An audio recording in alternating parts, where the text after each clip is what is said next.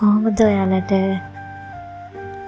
අද අපි ඇවිල්ලා ඉන්නේ මහරගම අපේක්ෂා හොස්පිටල් එකට.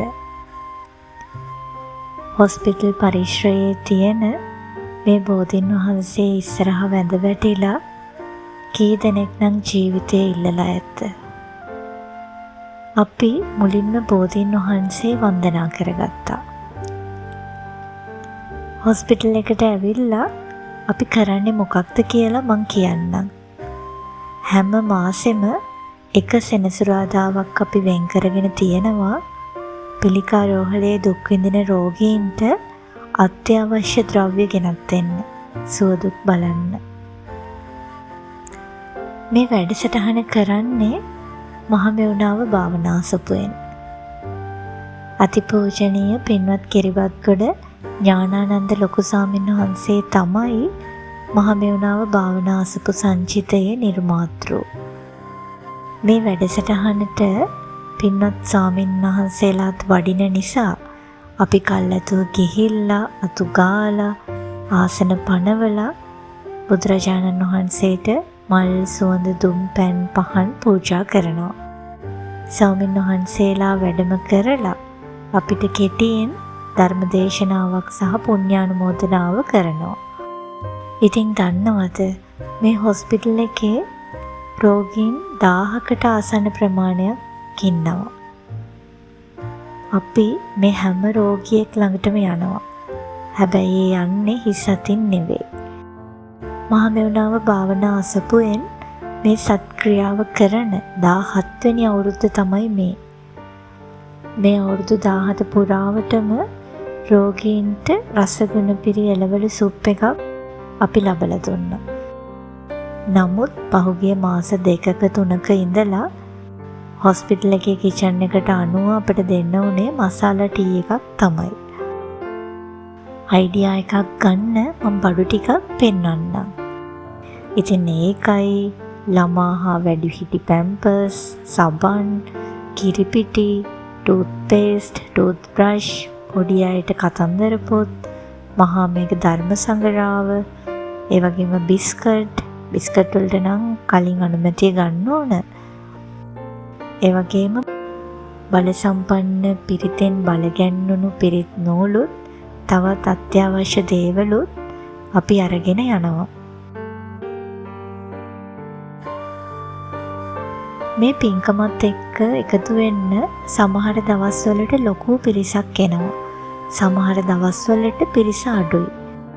ඉතින් අපි කණ්ඩායම් 3කට බෙදිලා හොස්පිටල් එකම කවර් කරගන්නවා.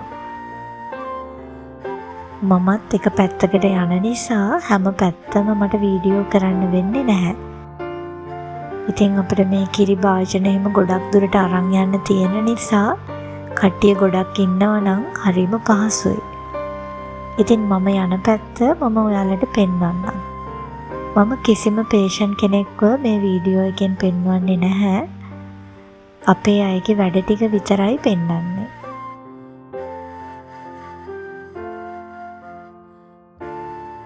තවත් දෙයක්, අපි හැම මාසෙම හොස්පිටල් එකට හිඟව පවතින ඖෂධ අපේ ශක්ති ප්‍රමාණයෙන් අරගෙන දෙනවා. අපි දෙන බෙහෙත් වලින් තව මිනිස්සෙක් එක දවසක් හරි වැඩිපුර ජීවත් වෙනවා කියන හැඟීම පුදුමාකාර සතුටක්. මේ ඒ ඖෂධ පරිත්‍යාග කිරීම වලදී ගත්ත ෆොටෝස් කීපයක්.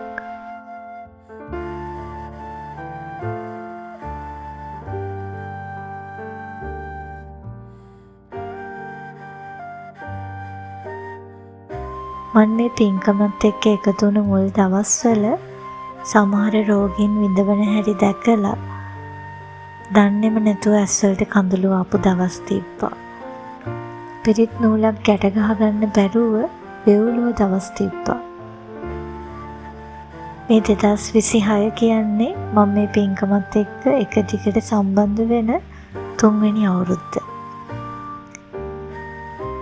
ඉතින් කාලයක් එක්ක හිත මේකට හුරු වුණා.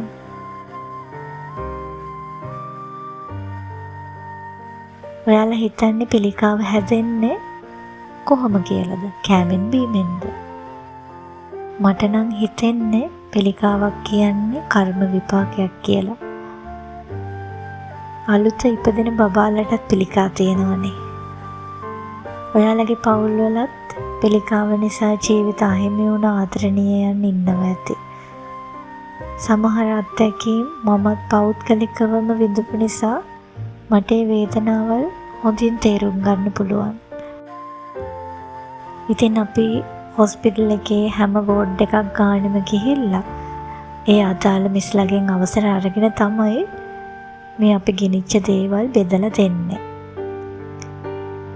රෝගීන්ට කිරි එක, පත්තර, පැම්පර්ස්, සබන්, ඒ වගේම පිරිත් නූල් බෙදලා දීලා අපි පාවිච්චි කරපු භාජන ටික නැවත පිරිසිදු කරනවා.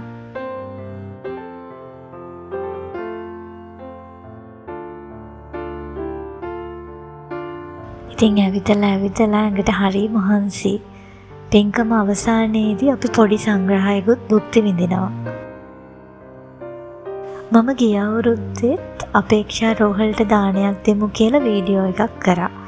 උදව් කරන්න කැමතියි කියලා ගොඩාක් අය කමෙන්ට්ස් දාලා තිබ්බා.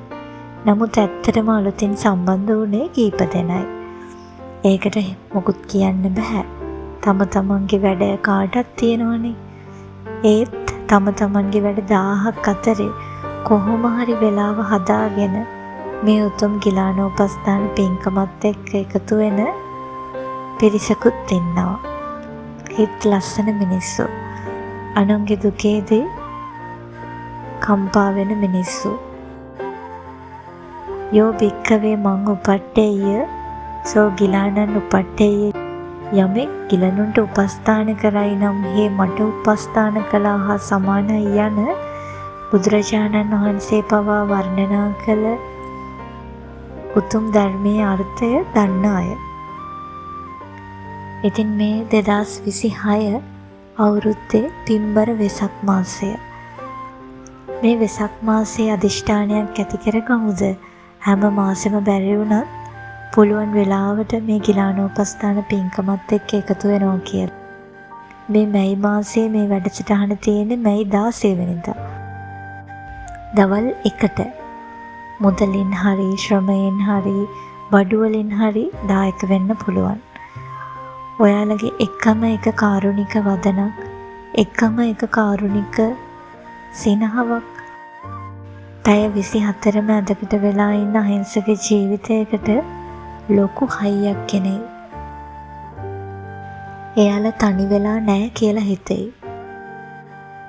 විහිළු කතා ඕපදූප හොයනවට වඩා ජීවිතේ තවත් වටිනා දේවල් තියෙයි කියලා දවසක හීනියට හරි හිතලා තියෙනවා නම් මම මේ පෙන්නන නම්බර් එකට කෝල් එකක් දීලා අපිත් එක්ක එකතු වෙන්න. මේ කෙටි ජීවිත කාලෙදී අපි පුළුවන් තරම් පින් රැස් කරගමු.